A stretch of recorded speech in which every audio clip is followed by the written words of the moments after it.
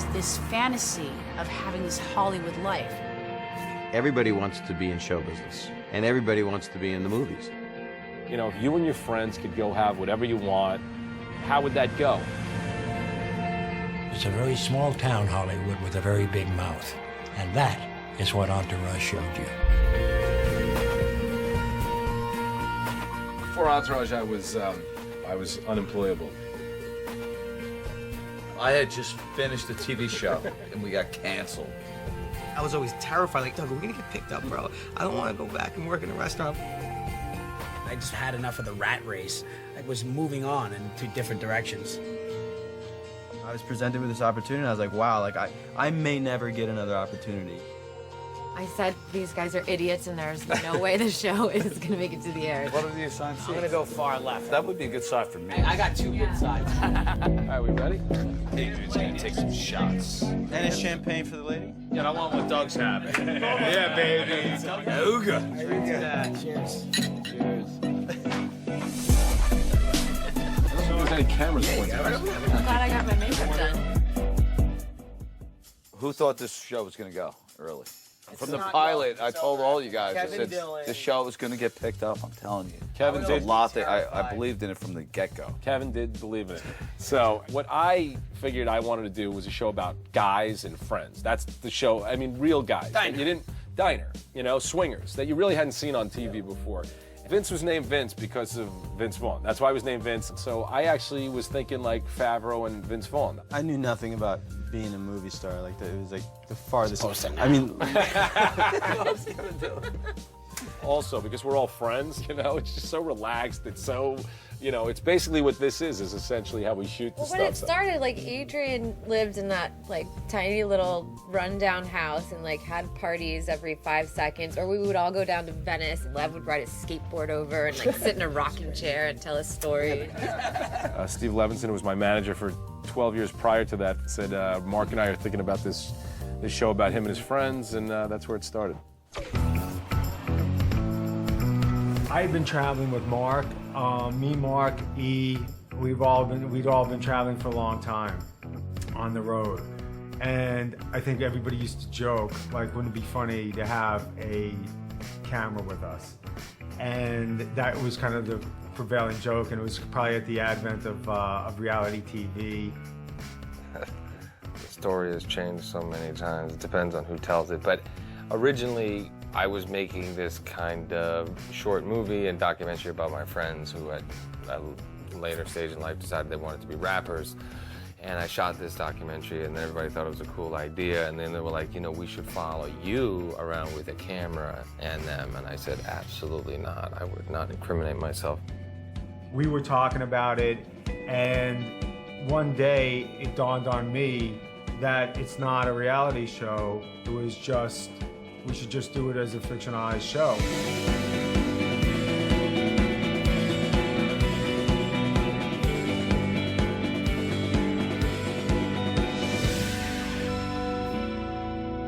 You know, Mark was obviously the initial inspiration for it. What I did was I looked at Mark's group of friends and I looked at my group of friends, and it's been a mix and match of everything.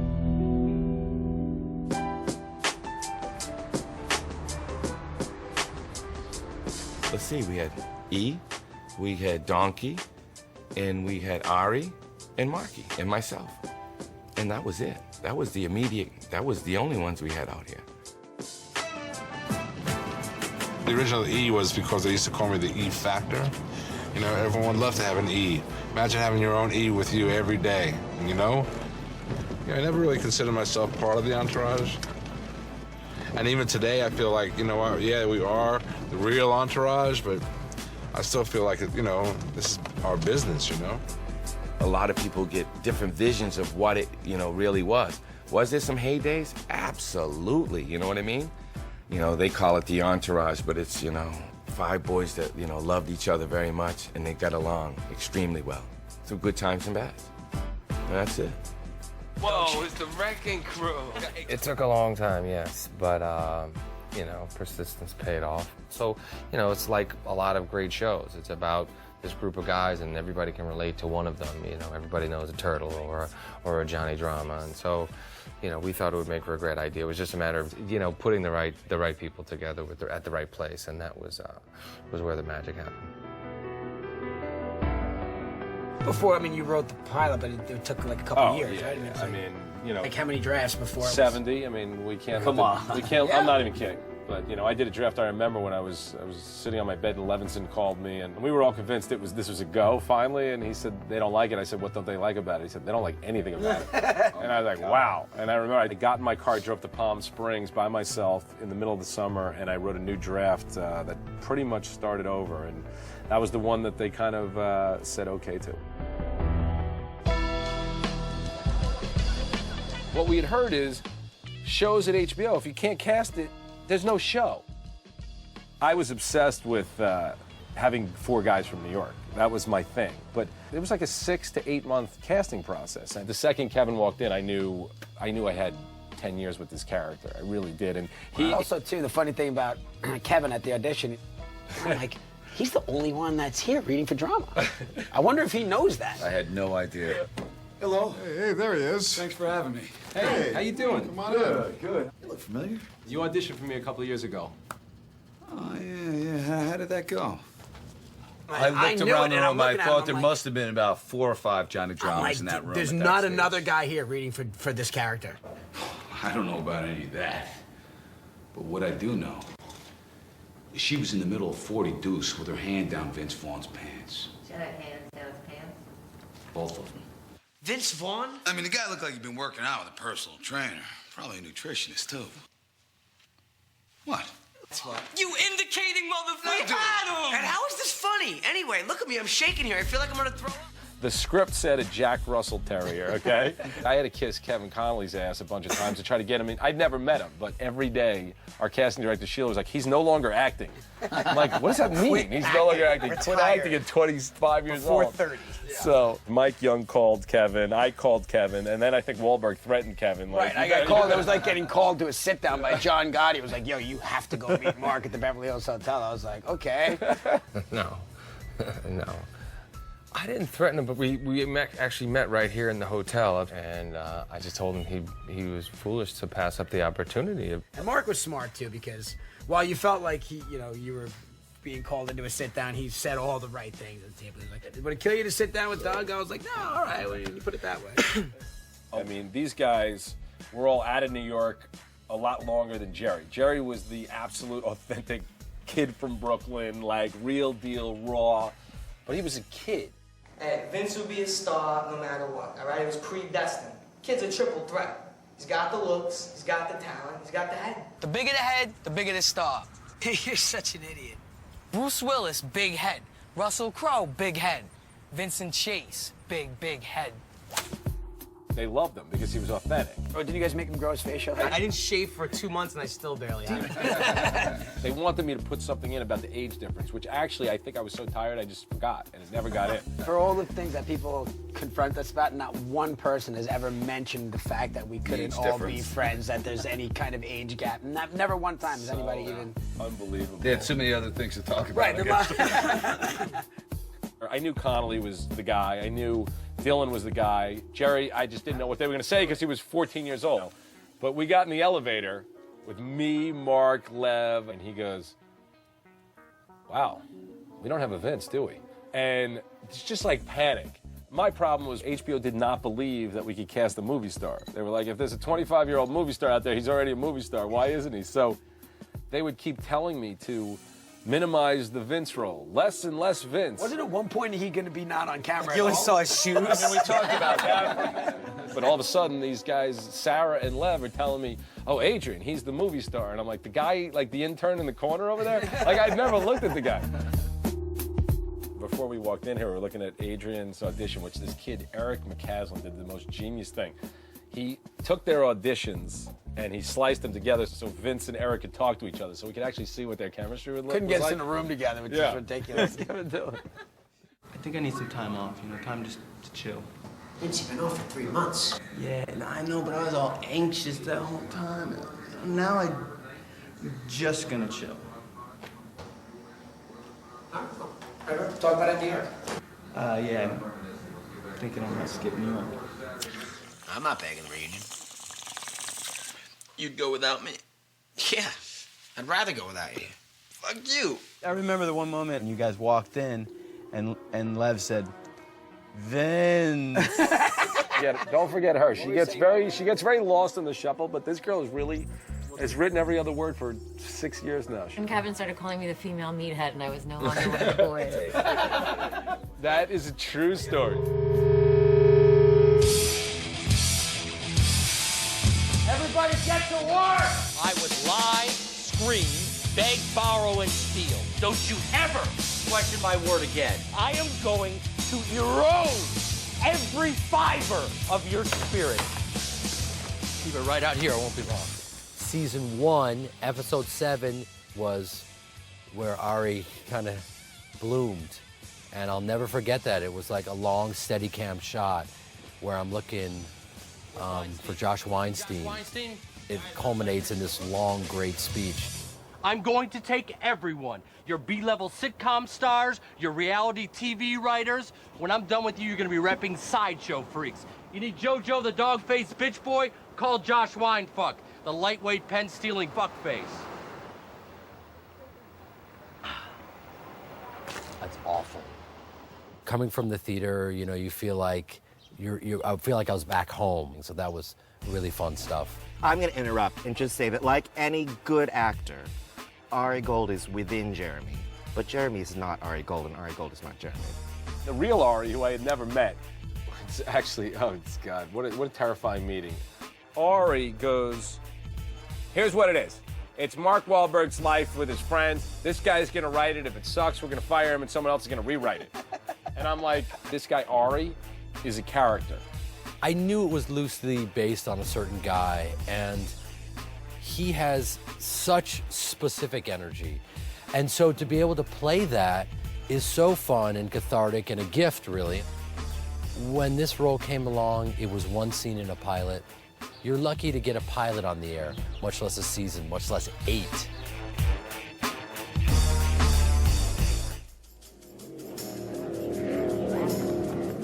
Every year when we would start, up until maybe the last 2 years, we knew we were always taking a trip somewhere. Yeah. Like season 2 was Sundance, and 3 was Vegas, then 4 was Cannes. Like there was always a big shooting trip. Season 5 we were in Mexico. There was always a big trip, and we usually lead off with that. Yeah. We're having a good time here. Even Turtle's getting laid. Yeah, a lot. I think that to show how, you know, extremely excessive the behavior is, the perks, the guys, the chicks, how the chicks fawn over them. Enjoy. Bye, What's the Vince. commission now? This is like Christmas. Hi, Turtle. How you doing? It became like this great male fantasy. For people that ever would have accused us or the show of being sort of misogynistic, whatever, it's like, well... Although she's probably worse than all of us. That's what I'm saying. One of your own has been writing these jokes. Fuck bitch. There is just a fascination with Hollywood and glamour and the spotlight. You know, it's part of the scenery of Hollywood, I guess. You don't like it? I totally respect that, but other people love it.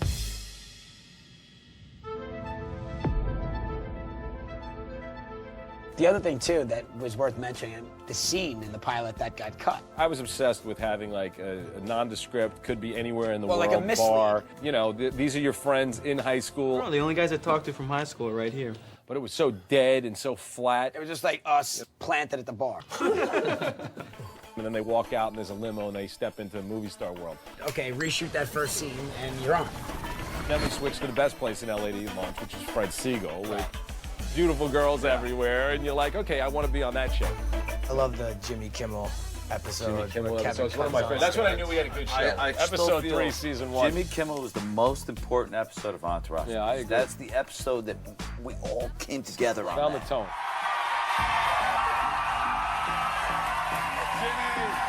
Johnny Drama, everybody!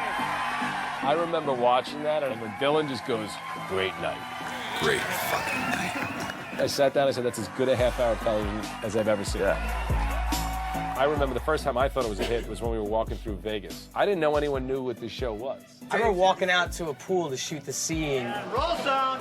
And I had like my Nick jersey on, literally like 50 meatheads in the pool. Going Started like a ballistic. turtle chow. I'm like, what the? They had to like whisk him in like as the camera was rolling because he just couldn't stand there. I thought they were paid though. I thought like they were. I thought they were paid to do that. They were.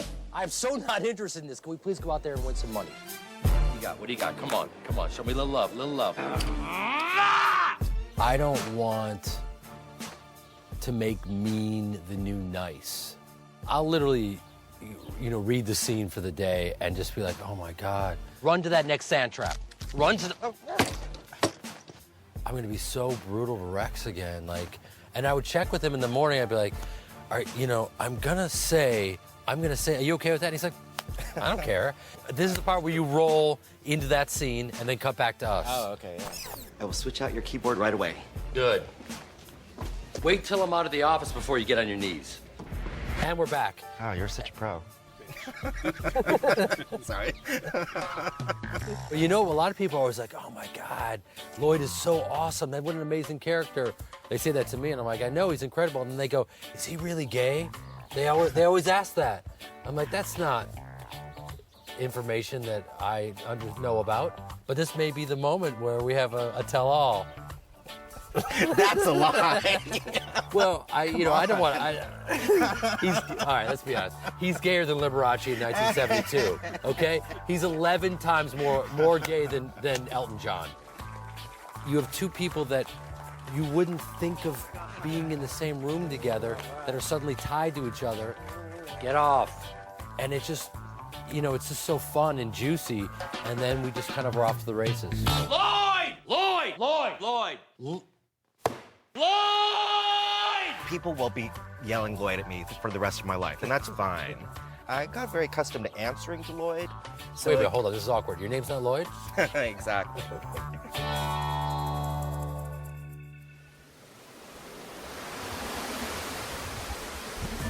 You guys have some serious talk about acting? Yeah. Boom. Yeah, it's boom. Oh, good. Hey.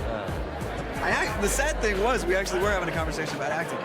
It's been a lucky thing with this show. I mean, getting the cameos. How difficult, though, early on was it to get that? Horrible. Right? I mean, I really don't have a single favorite, but the way I would sum it up is to look at a call sheet one day and literally see that you're doing scenes with Sidney Pollack at 1 and then Kanye West at 2. All in one scene together. All Kanye in one scene. and Sidney Pollack in one scene. It's just, I don't know if you'd ever get those circumstances ever. Vince, this is Matt Damon. Yo, Curtis, what's up? See you out here in your daddy's car. Vince, what up, man? What's the deal? I'm Jamie. I know. Hey, LeBron. Phil. Hey, Nicholson. What up, dude? What up, Seth? This is Sasha. It's been a week. I understand your check has not come. And here we are meeting. Nice to meet you. Wow, this is like a mutual admiration society. I never even thought you were a fucking good actor. Promise you won't call me weird. 50 years old, I'm still an animal. Anybody else want to pound the stone? Yo, watch out, man. What's up? Can't believe I have a fucking Academy Award and I'm calling you back! You are clearly lost in another one of your delusional daydreams. You broke Tom Brady's club, you asshole. Gangster, drug dealer, rapper. I may as well be playing my fucking self. All right, it's 9:15. You asked me to do an hour. I hope these two are not going to be a fucking problem. Wow me like you wow your wife. You got it. Send me the check! Money in the bank, baby. Mark came in, he's like, I'll get Tom Brady to do it. Gatsby and the Concubine. Hey, what's up, Mark? What's up, boys? You guys know Tom? We called my buddy Paul, and I was like, Paul, if Giants are playing Tom Brady in the Super Bowl, what would you say to Tom Brady? I'd tell him he sucks fucking balls, is what I would do. I'd tell him he sucks balls twice. Once from me, and once from you. Turtle, don't you dare. Love you, babe. Bye. He walks onto a par 3, 240 yards. He does not take a practice swing. He pulls the club out of the bag, then puts it 5 feet from the hole. It's awesome. Stop staring at the guy like you want to fuck him, Turtle. What? He's actually on the dozen. He's kind of awesome. Yeah, it's kind of like we're all jealous of him. I don't know an athlete who doesn't watch the show. Every one of my friends, every one of my teammates watch the show. And that's why we love Entourage, because every athlete wishes he could kind of be that actor living the life in Hollywood. You know, I've done it. I've played 9 years in the big leagues, but I've never been on Entourage. This will be the coolest thing I've ever done.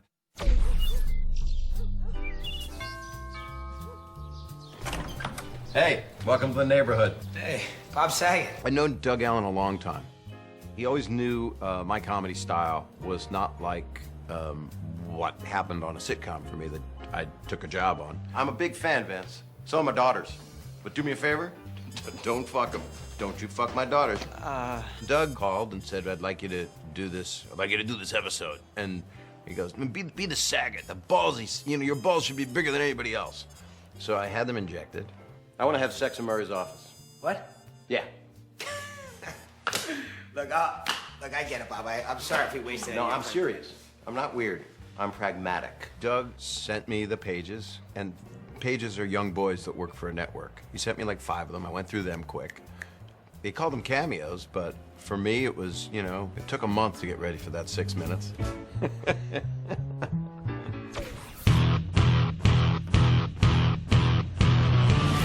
The first shot I did was on Topanga Beach, and I saw an old blue scarf with holes in it laying on the beach. I said, this is perfect. Picked it up, snapped the sand out of it, and wrapped it around my head. I became the guru of the ocean. And I said, okay, where's the script? He said, you're the script. I said, oh, because I love improv and spontaneity. Gary. I could snap your sternum with one blow, my forehead, to your chest. I could raise my head up and loosen your teeth, knock you down, grab you by the lip, pull you up, and tell you I'll be right back. And of all shows to find your sensitivity on, you wouldn't think it would be that one cleansing you. But it was, and it is, and it will be. There you have it. Martin Landau is probably my favorite. Is that something you might be interested in?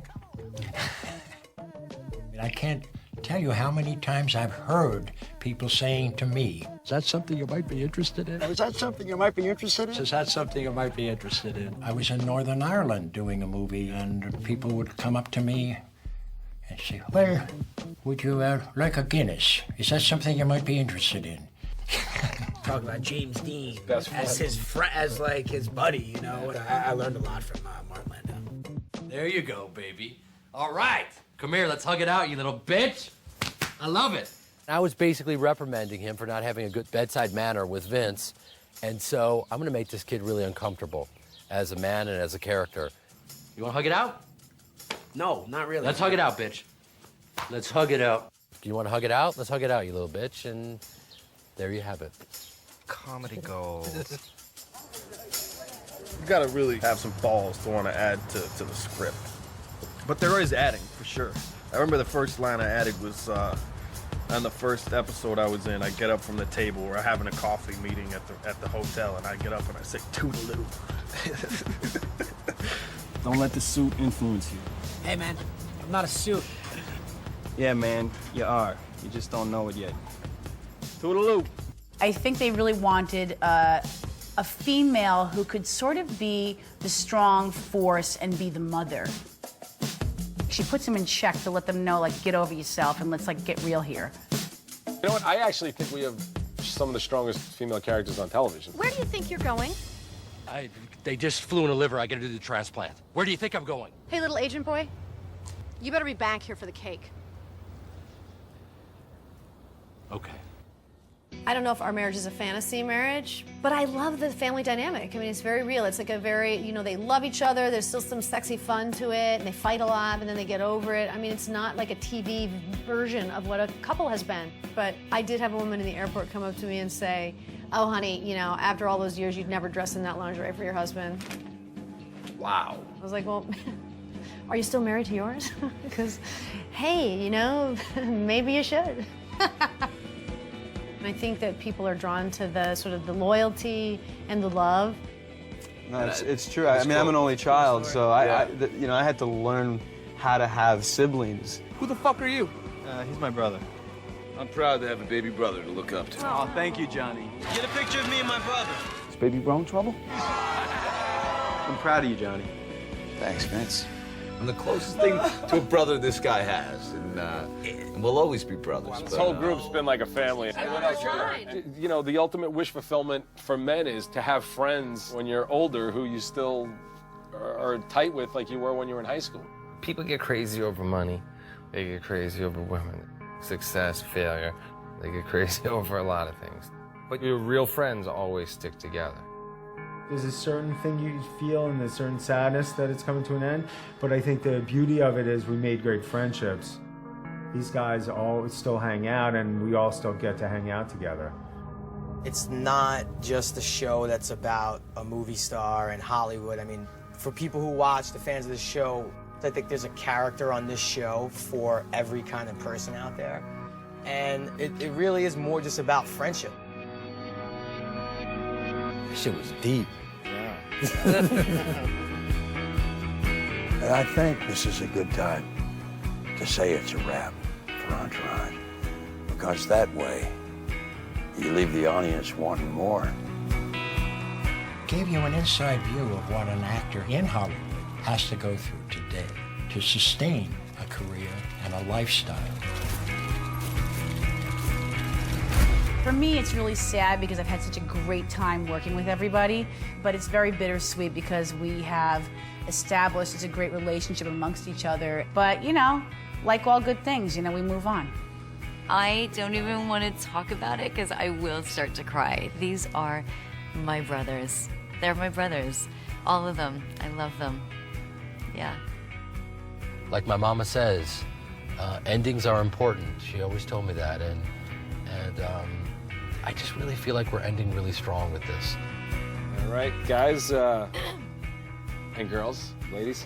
It really is like the show. This is, I think we've got lifelong friends, and this is going to be a very sad ending, but it's been a great ride and a great run, and I'm glad I got to know all of you and work with all of you. So, Ooga.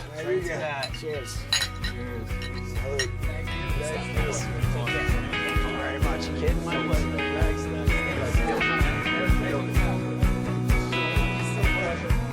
I don't want to get all emotional and teary-eyed here. I just, for me, it's the show that kind of, you know, defined what shows about the business in Hollywood are all about.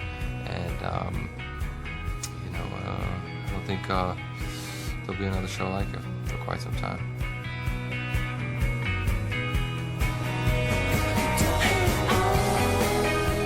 What's going to happen is someone's going to call my manager, and they're going to say, we have tape on Bob from this interview that will never, ever make the air, but if he doesn't give us, you know, $3 million, we will air it on the web, and we will ruin him. So this is just I, again, have just created a blackmail tape for myself. You're going to use 40 seconds of this at best of me saying I'm going to miss the show. I wish all the guys well. And you're going to cut out all the stuff where I put a pipe bomb up my rectum and tried to fly like the Wright brothers, tried to create my own way to move us forward in transportation.